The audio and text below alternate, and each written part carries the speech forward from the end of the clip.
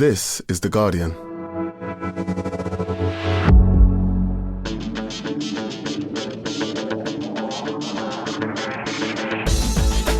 Hello and welcome to The Guardian Football Weekly. Unlike other pods, we are not guilty of recency bias. So from Monday, when Manchester United became genuine title contenders, to Wednesday, when Manchester United suffered defeat in their opening Champions League game. Poor decisions on the pitch and off it against a spirited young boys team who celebrate with such joy. No joy for Barca. Sid's holiday is finally over, so we can ask him all the questions from the Nou Camp. Bayern cruise past them. Elsewhere, cut and paste Lukaku is the difference for Chelsea from the previous pod. We'll round up all of the night's games. In the Premier League, we give Troy Townsend his pod debut on Monday, and Andros wallops one in hours later. Coincidence or a sign that we actually run football? All that plus Meat Awards with Kevin Keegan. Your questions, and that's today's Guardian Football Weekly.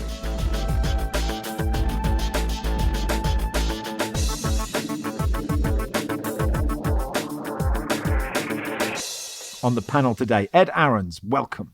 Hello, Max. Lars Sivertsen, hello. Good morning, Max. And Sid Lowe, hello, mate. Hello, Max. How are you?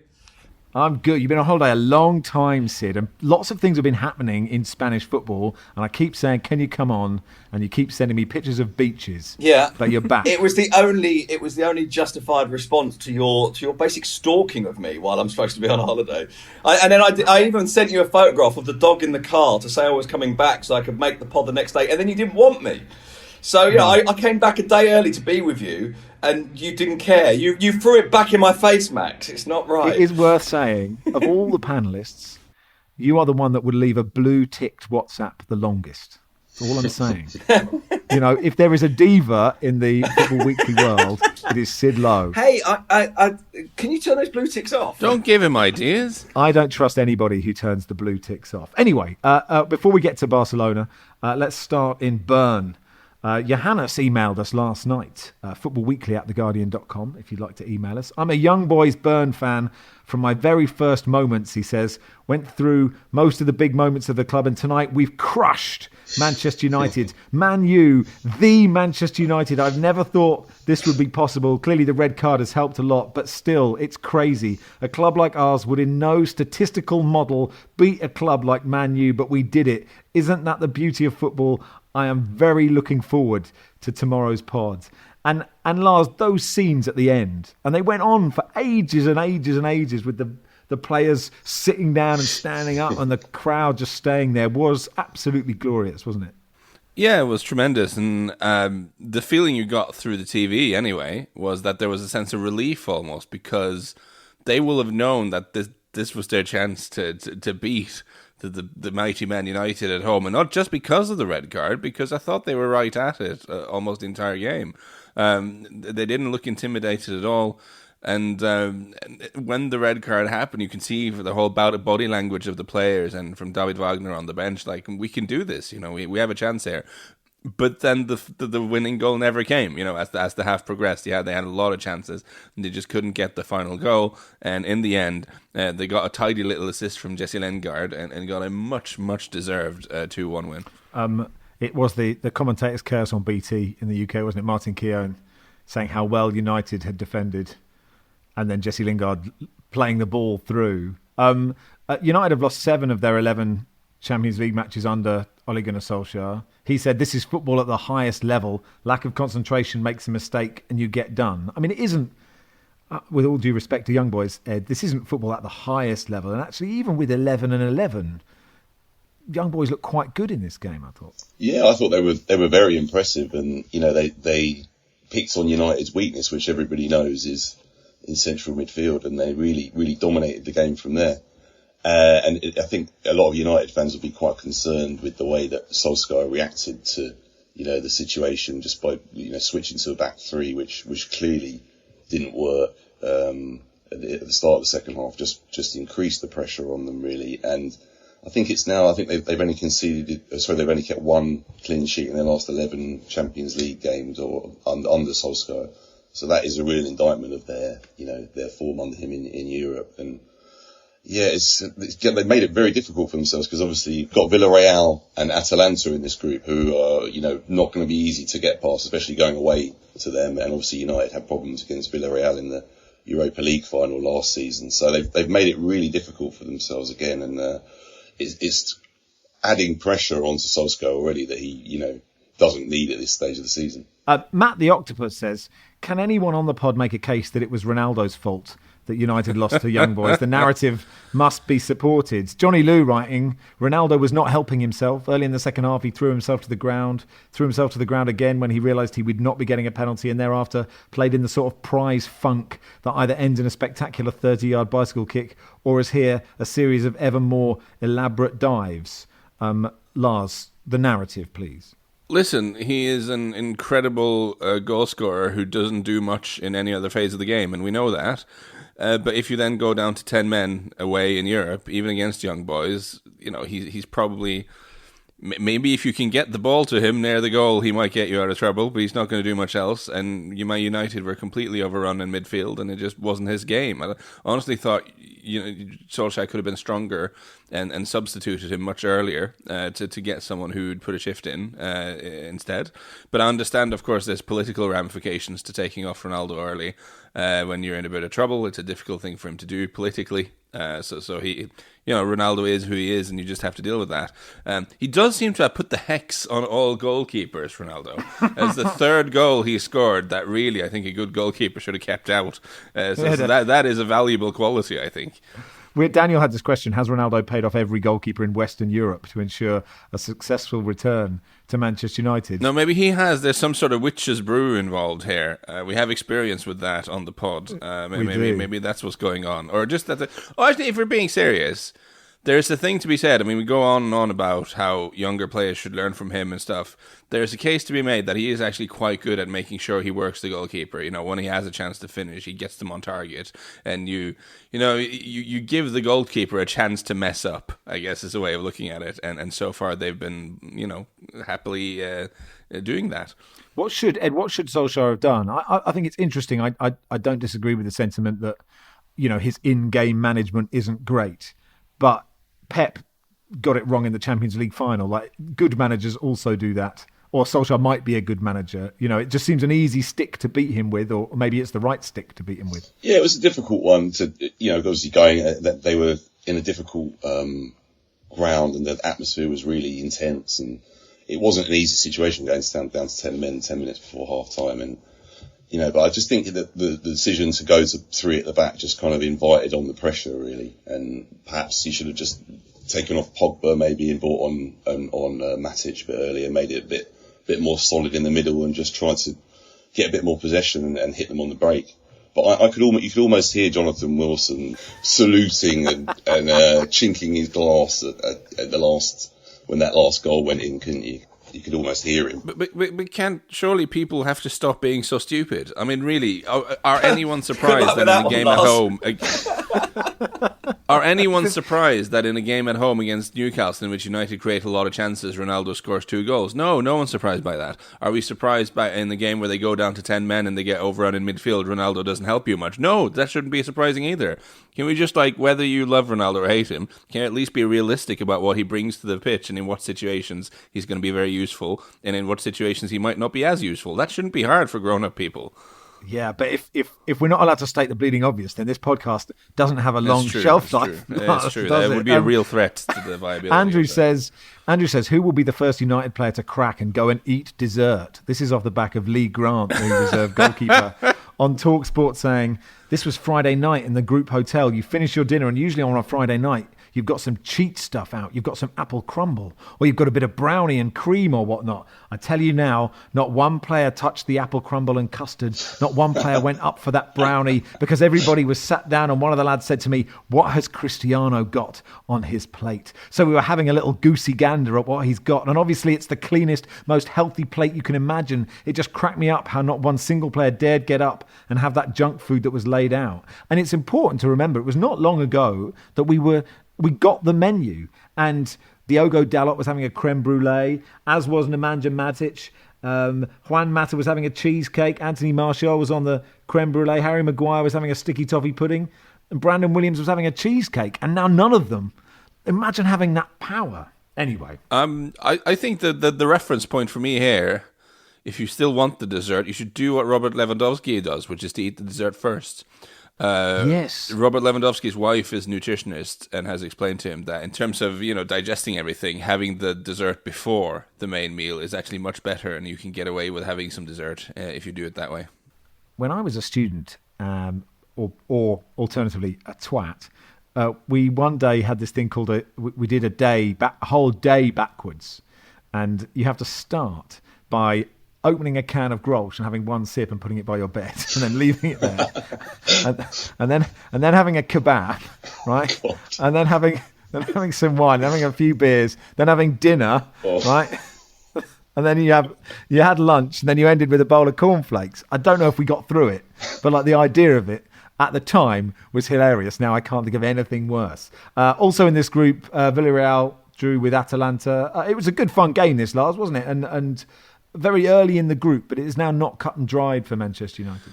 It's not, I mean, Atalanta are one of those teams, like, if you're not sure what to watch and nothing's really grabbing you, just watch whichever game Atalanta is involved with. I mean, they're rarely boring. They attack in a very wholehearted manner. They're sometimes a little bit iffy at the back. I thought it was very symptomatic for the game that the equalising goal was scored by the left wing back, who for some reason was the furthest forward when the cross came in the 83rd minute, and that really does sum up Atalanta and the way they go about their business. But I thought Villarreal did rather well actually in coming back here, and look. Given that they were 19 points off qualifying for the tournament through the league last season and got there because of their escapades in the Europa League, I thought they looked very much on a good level here, Sid. It's very much a Villarreal result, by the way. Villarreal draw all the bloody time. All the time. The last year, I think last season, it was 13 in La Liga. I think they've drawn. I think I'm right in saying they've drawn every game so far this season. There is the beginnings of a not a doubt as such, because of course Emery's won something with them and they've never won anything in their history, and their league position was possibly about right in I don't think many people would have demanded more. Some people would have expected a little bit more, but no one would have demanded more. But there is still that thing of sometimes that doubt about whether Villarreal take that extra step and sort of really go for victories as much as they could. To the Nou Camp then, Barcelona 0, Bayern 3. No shots on target for Barcelona. First defeat in the opening Champions League game for 24 years, is it? All with Messi not there for the first time since 2004. Ronald Koeman had said, this will be an interesting game to draw conclusions about where we are. It felt really sad to me, Sid. Yeah, and I think that's kind of it. I mean, another stat, by the way, which I didn't realise last night when I was writing, but was told afterwards. Barcelona had gone 38 games without losing a Champions League game at the Camp Nou, which is a club record. They've now gone 3 in a row losing at the Camp Nou in the Champions League. Admittedly, obviously, those are against 3 very good sides. I think it's Juventus, Bayern and PSG. But you're right. I think that was the feeling last night, I think, was one of inevitability. And yet the curious thing was, for about 15 minutes, Barca played quite well.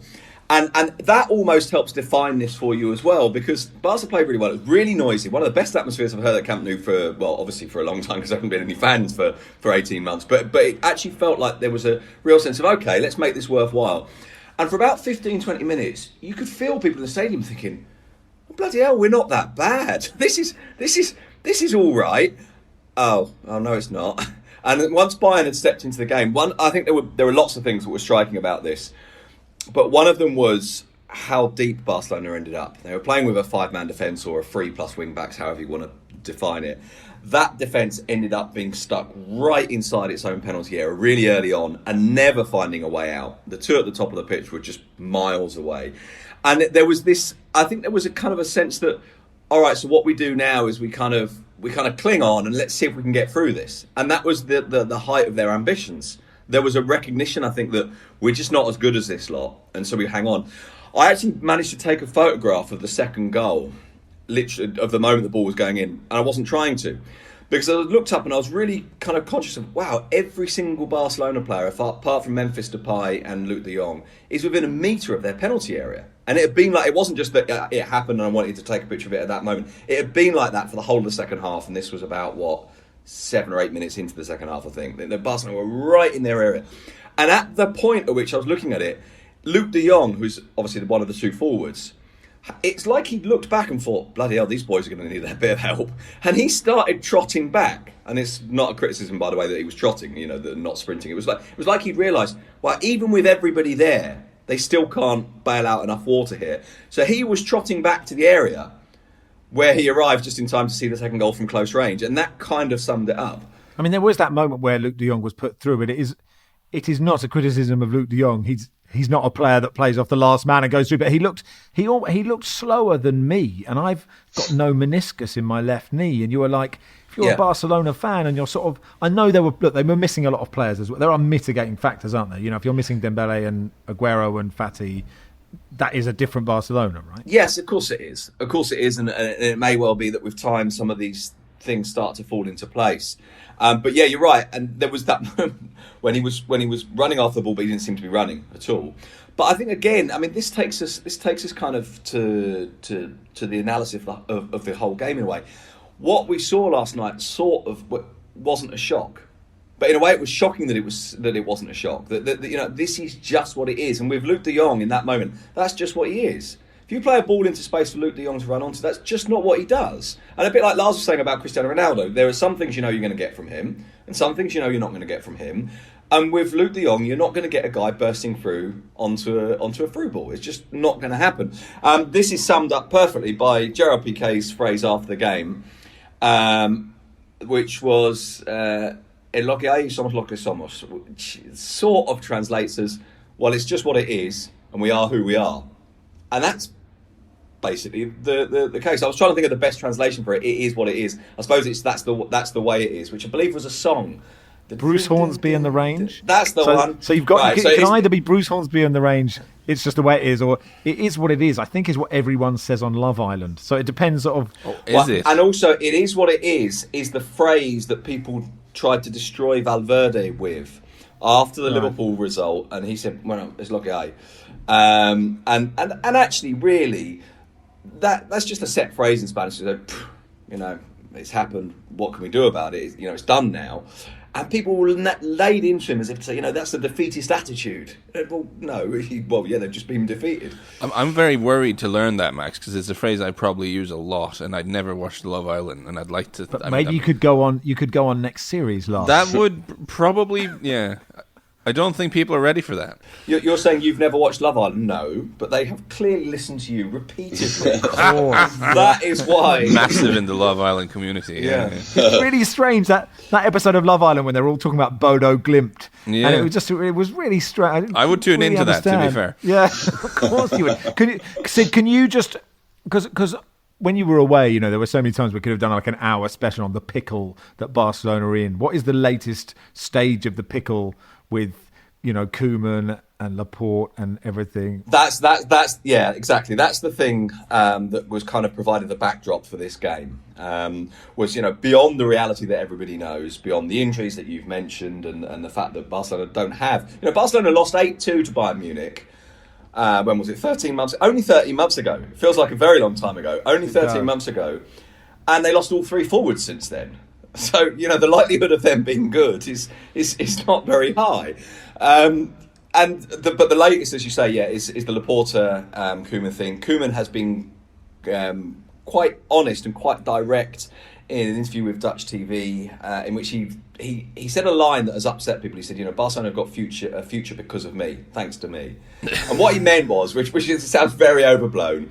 What he meant was, I'm playing these young kids, and these young kids will come through and, give them time. But it was very bluntly said. But also he talked about the relationship with Laporte, who, for those who don't remember this, or for those who never heard it, because I was on holiday all the way through the summer and never told you this, in the summer, Laporte basically said publicly, well, yeah, Koeman's my manager, but give me a couple of weeks to see if I can come up with something better. It wasn't exactly said in those words, but that is essentially what he said. And Koeman knows that. And Koeman clung onto that position. Why? Because he wants to be Barcelona manager. But it's clear that he is basically there because there wasn't the money or the alternative for him not to be there. And obviously, how do you resolve that? Well, you resolve that by winning things and getting things right. But the reality of the situation of the club at the moment is that that's not very possible. And it doesn't feel like this is going to end well between the president and the manager. Meanwhile, Ed...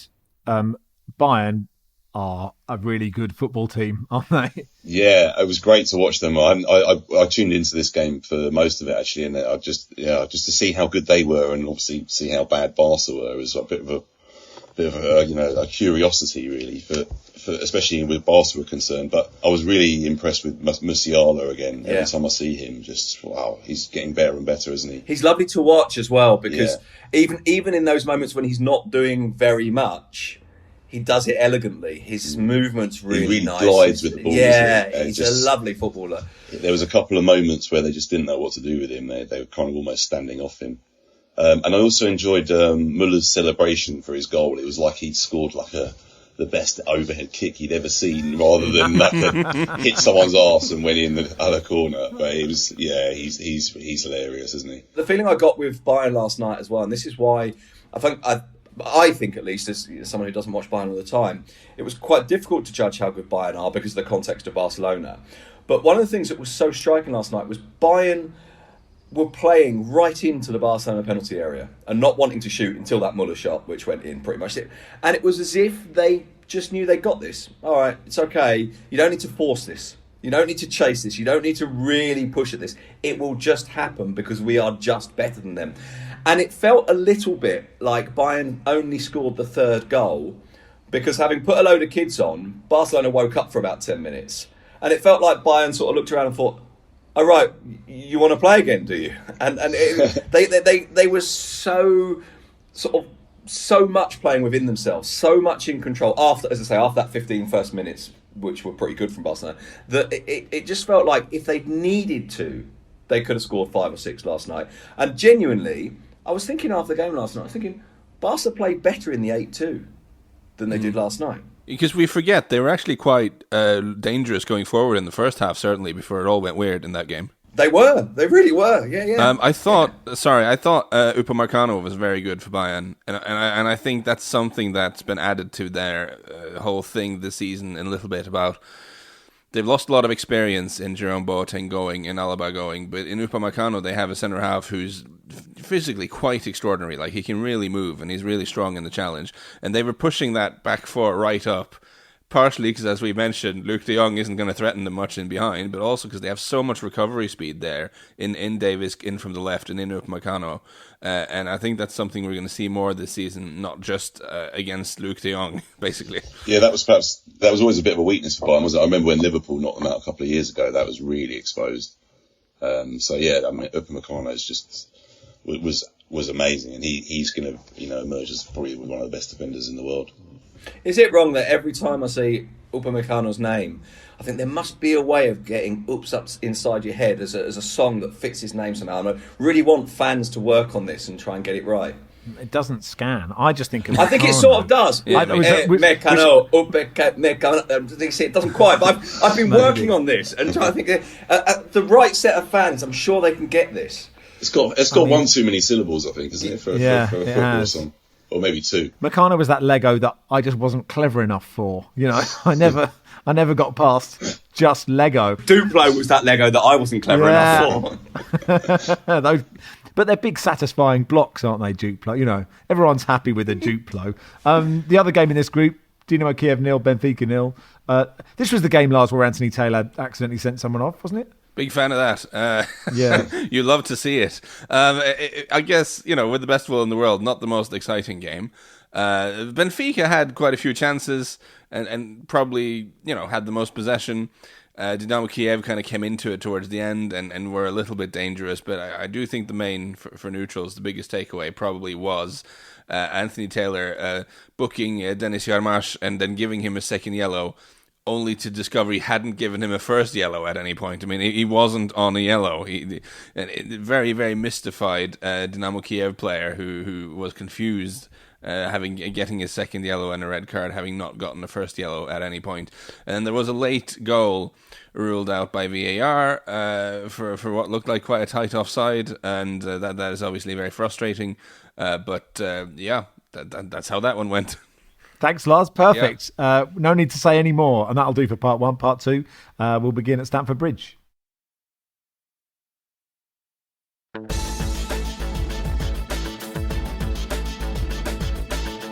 Welcome to part 2 of the Guardian Football Weekly. Chelsea 1, Zenit 0. Romelu Lukaku's first Champions League go for Chelsea. Do you know what? I'm almost as bored of Romelu Lukaku's stats about goals he's scoring as I am for distances in time between Ronaldo's last goal and... He was away for 12 years. Of course there's going to be some... it's just that is a... anyway... that is a stat. I'm not blaming you, producer Ian, for putting it in. I'm blaming myself for reading it out. But point is, Lars, is Romelu Lukaku he is the difference for Chelsea again, and he's started the season so brilliantly. Yeah, he's brilliant. And Chelsea weren't amazing here, certainly not as good as they can be, which was the case against Villa as well. But with Lukaku, they just have this focal point in their attack that maybe they missed last year. After Tuchel came in, obviously they improved a lot and won the Champions League and all that. But there were some games where they just weren't creating enough chances going forward, and where the lack of a sort of inverted commas proper number 9, proper centre forward, I think was felt. And the thing about having Lukaku, obviously he's good enough technically and fast enough to be a threat in behind, and he can be part of that normal sort of build-up that they do. But with him, you also have the opportunity. You know what? If nothing's really going for you, you can swing in crosses, and then there's every chance he'll power one in, and he did in this game. It was such a great example of that little bit of extra he adds to this team. It's just another sort of tool in the toolbox of winning football matches. That said, they were a little bit fortunate not to concede a late equaliser when Artem Dzyuba really should have gotten on the end of a low cross. But I mean, he isn't the fastest Dzyuba. And then poor Mendy in the Chelsea goal basically had several £100 of sort of thick-cut Russian beef crash into him, which must have been quite uncomfortable. Where's Dzyuba on the Luke de Jong scale? I mean, I think he's bigger and slower. That would be a race. I'm all in favour of the Rumbelow Sprint Challenge, but with big target men coming back. I would absolutely love to see that. If Ronaldo is a siege weapon, I mean, he's a siege weapon that doesn't actually have wheels. Like, you have to put like the logs in under and sort of push him and then replace the logs. And it's like, it takes a long time to move him into place. But also, he also can be very effective. But, he's not fast, is he? I was just going to say, Young Boys had a player yesterday who was called Hefty, didn't they? But he wasn't very big. He wasn't very big. I was disappointed with that. Well, get him signed by Barcelona, play him alongside Fatty. Hefty. That would be excellent. Like a nominative determinism 11 would be quite useful, wouldn't it? The Young Boys would fare very poorly in a nominative determinism 11 because they weren't actually that young. In fact, it was Red Bull Salzburg was the young team on the night. They had one player over 24. RB Salzburg. Back to Chelsea, Ed. They won this thing last year, and they are better. Yeah, and the thing about Lukaku, everybody's been saying he's the missing piece of the jigsaw. I think I've heard it maybe like 100 times. I think I've probably written it myself as well. So no, I'm not criticising everybody because he is. But it's a funny jigsaw that wasn't completed that won the Champions League last season. I know that they can get better, and that the Premier League is the target this year, but they weren't that bad last season is my point. And yeah, but obviously adding Lukaku to that has given them an extra dimension, and he's absolutely phenomenal. He's the perfect striker for them, isn't he? Whereas comparing to Ronaldo and United, yeah, he might score a lot of goals for them, but does he ultimately fit into the system? Not as well as Lukaku does at Chelsea, certainly. And their strength in depth. When we looked at the Barcelona bench, we were like, wow, there's not a lot there. And Chelsea's, having Kante and Havertz and Werner and Barkley and Chilwell is like extraordinary, isn't it? A couple of people got in touch about Timo Werner. Simon says, does Max still believe Werner will come good, even if he can't get on the pitch? And Zozia says, will I ever see Timo Werner start for Chelsea again? I've an unexplainable love for this German. I'm tired of being angry at Tuchel whenever they post a starting 11. I feel the same. I just have this feeling that he will come good. He is destined eventually to score hundreds of goals, even if he lacks the composure that you need to do that. Can I just, as a hopeless hypothetical really, but I do wonder if he'd gone to Liverpool instead and played under cheerleader Jurgen Klopp and sort of rotated with Salah and Mane, if that sort of system would have actually suited him a bit better, I wonder. So he's not going to come good for Chelsea. Is that what you think? Well, maybe. He's a really good player, Werner. But there's a lot of competition there now, obviously. So yeah, I really thought he would dovetail with Lukaku and Havertz sort of Berbatov-ing away, just on his own. He's the sort of striker who could maybe be better in a two, isn't he? Maybe him and Lukaku would be good, but I don't think Tuchel will ever try that. They did. I mean, he played a lot playing off big Yusuf Poulsen in RB Leipzig. I mean, that's very much his role there. So he did like having a big physical reference point. What he really wants to do is play next to Luke de Jong, I think. Don't we all? Also in that group, Juve won 3-0 at Malmo. They took the lead against a run of play in a way, I think, through Alexandro's 23rd minute header. Tommy saying, in the spirit of that header for Juve against Malmo, which was roughly a foot off the ground, what's the lowest headed goal that very, very much should have just been kicked? Producer Anthony noting Gianluca Vialli's for Sampdoria against Bari, which I confess I had not remembered from 91-92, which is very low. And you guys all came up with some. You all put them in the group. Ed, what was yours?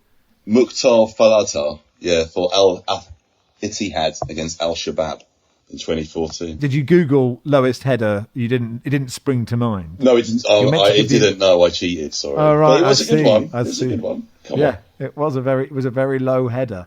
Adam says, a question for Lars. After seeing Juventus winless in Serie A beat Molde 3-0, how good are Molde? And does that mean Juventus are good again? I mean, they haven't beat Molde. Molde are not in the Champions League. They beat Malmo, which is very different and geographically they're really far away from each other. Very good point. Dreadful. It's a very good point. Molde is a very small town on the west coast of Norway. Malmo is a considerably bigger town, just across the way from Copenhagen. So of course, because that's where Saga Noren right across the bridge. Which is, if you're going to Malmo, it's really usually a lot easier to fly to Copenhagen and get the train than flying to Malmo because there are not as many flights. Travel tips. It's like having travel on tips. The panel today, Simon Calder. But no, listen, this was one of those games where I think Malmo did a lot. From I was multi-watching, but from what I could gather, they were doing quite a lot right actually.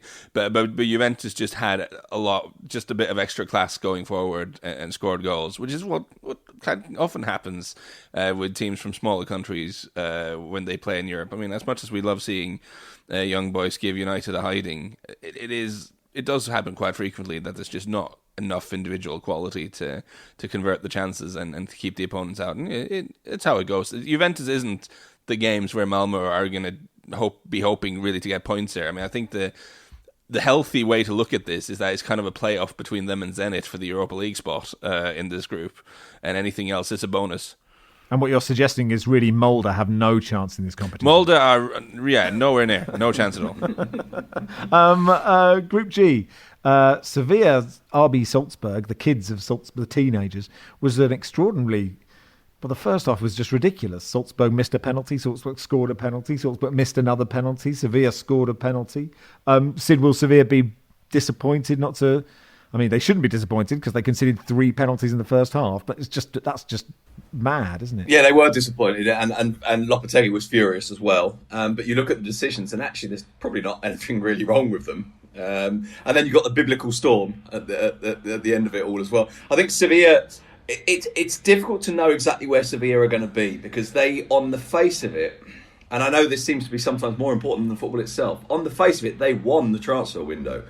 Now, they've got a lot of new players in, even players you don't know. You have a habit of trusting when it's Sevilla because everyone trusts Monchi, the sporting director, and so he buys 7 players you've never heard of.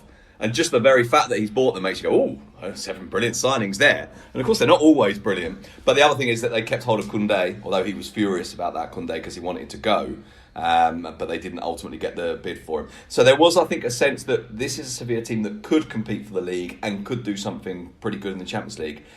So this is a disappointing result from their point of view, although it's early. And also just that sense that we're not quite seeing this Sevilla that could compete for everything yet. But of course, as we know, this Salzburg team are full of children who are all hopped up on Red Bull. So, I mean, it's not necessarily easy. They're all sort of swarming around, being annoying. It's not necessarily an easy opponent. Lille drew 0-0 with Wolfsburg. I don't know if anyone has anything important to say about Nothing this football important, match. actually. Okay, good. Well, in which case, let's end part 2, and we'll do a bit more La Liga in part 3.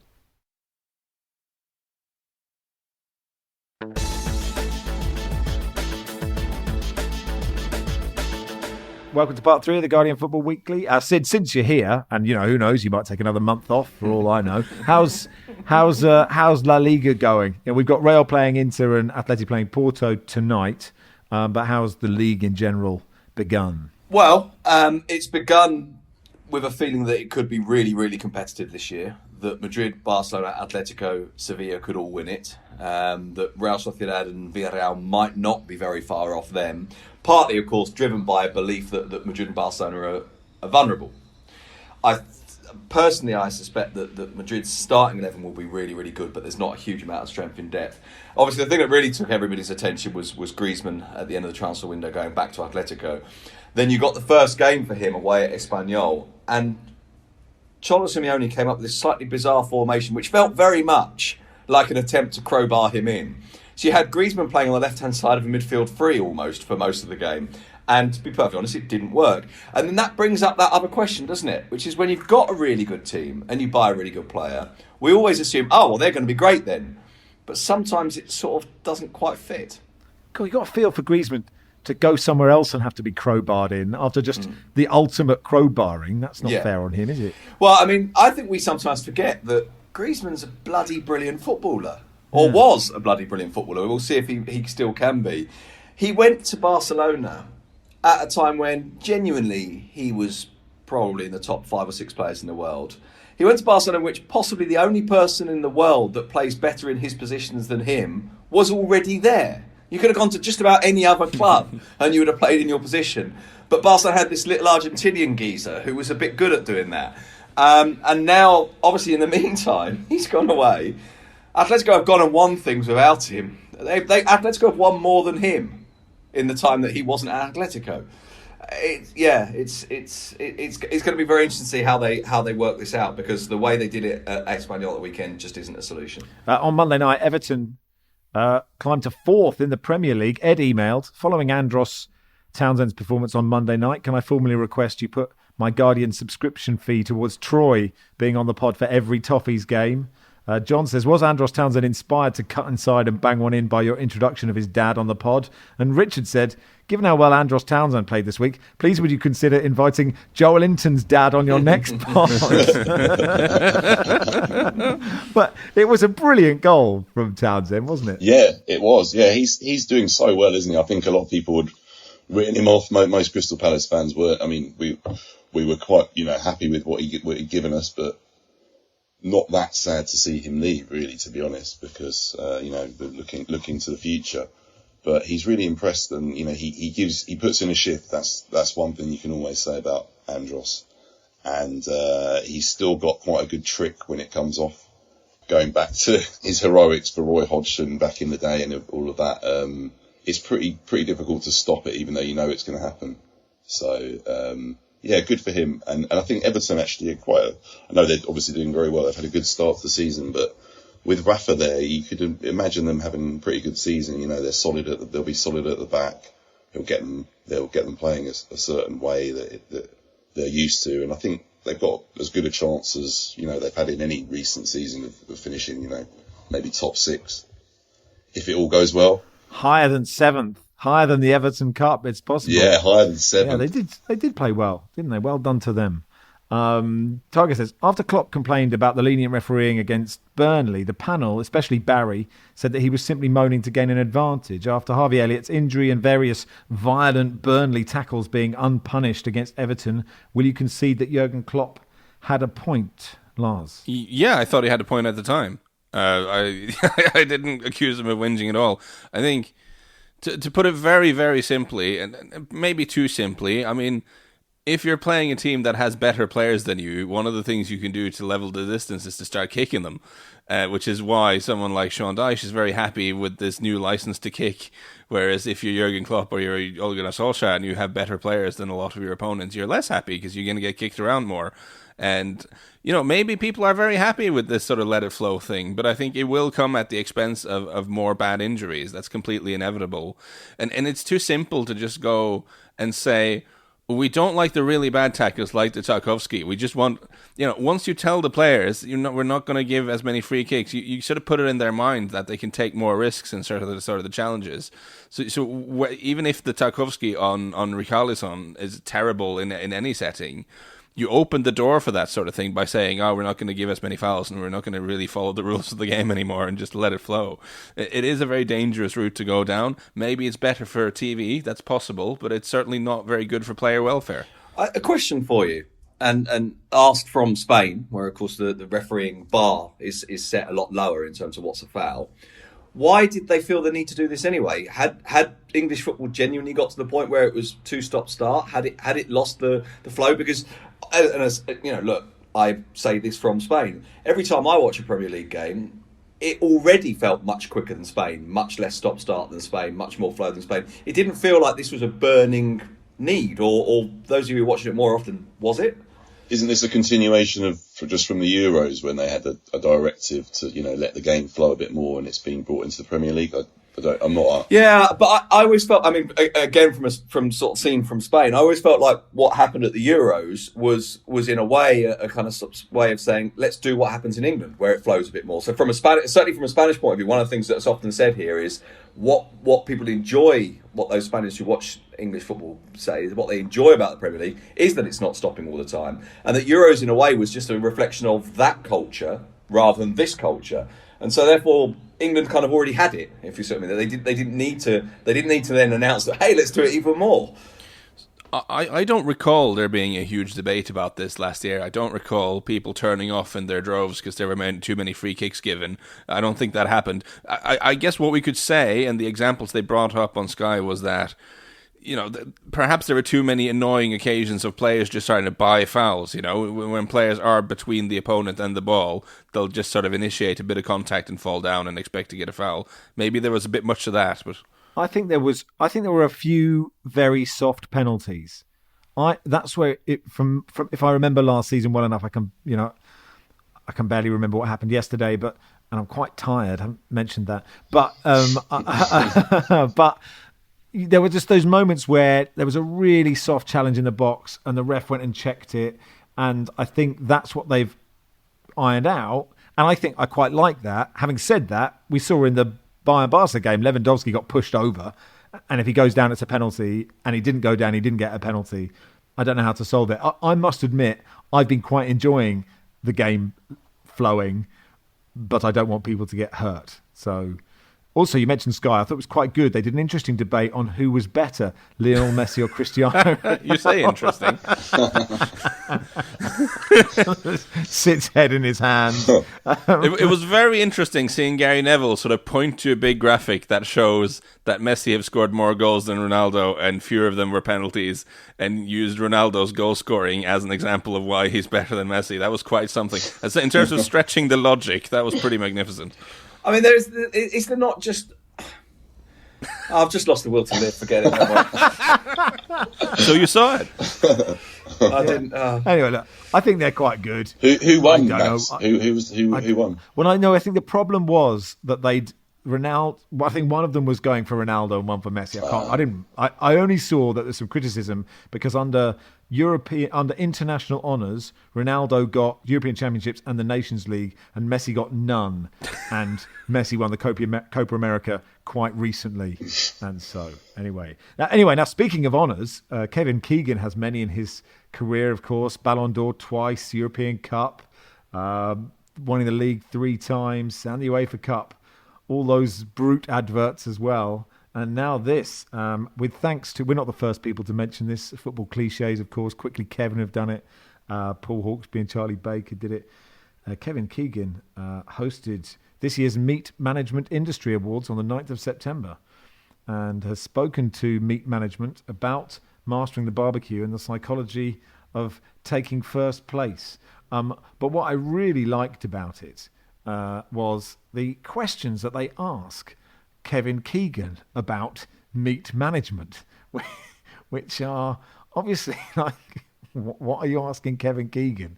Why are you asking Kevin Keegan about meat is the question. Question 1, Kevin, what attracted you to hosting the Meat Management Industry Awards? You'd be surprised to know Kevin Keegan didn't at any point say, you're paying me some money to host the Meat Management Awards. He just said, award nights are such good fun because people are being selected and rewarded for what they've done that year, blah, blah, blah, blah, blah. Oh, that's nice. Yeah, he wanted to do it because it was fun. Question 2 to Kevin Keegan. What's your view of the UK meat industry's performance during the pandemic? What does Kevin? How does Kevin Keegan? How does I hope he he know? did his research before he turned up. Well, do you want the answer? Yeah, please. Yes. It's coped very well with it. You keep hearing that there are going to be problems and reading things in the papers that some supplies are going to be affected, but it seems the meat industry always survives, and sometimes you wonder how. It keeps reinventing itself. How is meat reinventing itself? How is sausages? Who's reinvented pork chops? We're living in times when people are looking at meat and diet, and every industry is under scrutiny. But from what I gather, the meat industry has coped with the pandemic very well and seems to be coming out the other side even stronger. Coming out the other side. Hang on a minute. Coming out the other side when we're talking about meat. Tell us about your favourite cut of meat. Anybody want to hazard a guess? Kevin Keegan's favourite meat. He likes a steak. He likes a... There you go. Yeah. 10 out of 10. I'm a steak man, and I like to barbecue. If anyone has supported the meat industry this year, it's been my family, says Kevin Keegan. Can I just stop, Max? Can I just stop you there? Given that this is the Meat Industry Awards, a specialist event, right? Yeah. Surely those meat specialists are going to be deeply disappointed when they ask Kevin Keegan quite specifically what his favourite cut of meat is, and he just says steak. Yeah, Which cut of steak, Kevin? There are lots of different types of steak. Which one was it? He seems to be a sirloin man in my head. You know, Anyway. not Or fancy rump. enough for the fillet all the time, but rump steak's a bit too tough for him. This is what Adam Hurrey really liked. If anyone's supported the meat industry this year, it's been my family. With the good weather, we had a... So I've got this image now of the entire Keegan family. It makes my ham garage look pathetic. It's just got carcasses of cows everywhere. He's just... If you go into his house, it's like that scene in Rocky. It's just carcasses hanging down. With the good weather, we had a run of about 5 barbecues in 6 days. That's really a lot of barbecues, isn't it? And next week, Kevin Keegan at the colonoscopy awards. I you'd have thought Mark Langdon has also helped. I would say steak is my favourite, but I like a lamb chop and a sausage on the barbecue. Then they go into football questions, which frankly we are not interested in. So there 5 we go. barbecues in 6 days is formidable. That is, Surely after I the think I might have come close to that this summer, to be honest. There you In go. our week-long summer, that was... Do you not just crave some sushi or something at some point? Like, you need to lighten this shit up. Oh, Alex it's says- not always heavy stuff. You can have a bit of chicken or some fish on a barbecue. It doesn't have to be. Right, let me tell you. When I was supposedly on holiday but working, I went to Bilbao for their first game of season. In the airport, I've looked this up now because I wanted to make sure I didn't get it wrong. In the airport on the way back, they actually have a thing called Beef magazine, written in English, beef, good. with Right, an exclamation mark. Well, right? you should, and rightly Now, so. Beef. It's a proper it's a beef. Right? But they have absolutely fantastically punny headlines on the front cover. I mean, you know how... I mean, obviously, you must have a limitation. It's a bit like Men's Health, where every single front cover is about a six-pack. Every front cover is some sort of beef-related pun. For some reason, at the airport, they had 2 different episodes of the Beef Editions? magazine. Edition is the word I'm looking for, thank you. Yeah. So I'd love to see a years-long spread of these. But those 2 were... One of them was about how it's been tough during the pandemic, and it actually said... The headline was Raw Time. We've been through a raw time. Very good, very good. Another one was about how people have to get new ideas and you know, think of new things to do with beef and think carefully and be more adult about it. And the headline was actually Time You Matured, with a picture of a very mature bit of beef. And obviously you can just go down a massive rabbit hole of terrible puns. But you know, you get a magazine and you fill it with great ideas, and all you know, it's just amazing. So I'm really, really, really looking forward to getting a subscription to Beef. Surely you're probably publicly the biggest advocate of Beef magazine. You'd hope that they would send you, unless of course. I mean, I've got Kevin Keegan's number. I could say, I could. He could be a guest columnist for Beef magazine. Yeah, he could, couldn't he? Today I had yet another barbecue. It's been 350 now in the last year. We grill Kevin Keegan on the issues of the day. Oh my God! That's probably right. That's it. I think we should end now. I'm going home. I think we should. We'll end. That'll do for today's pod. Ed, thank you for your time. Thanks, Max. Thanks, Sid. Thank you, Max. Thanks, Lars. Thank you, Max. We're back tomorrow.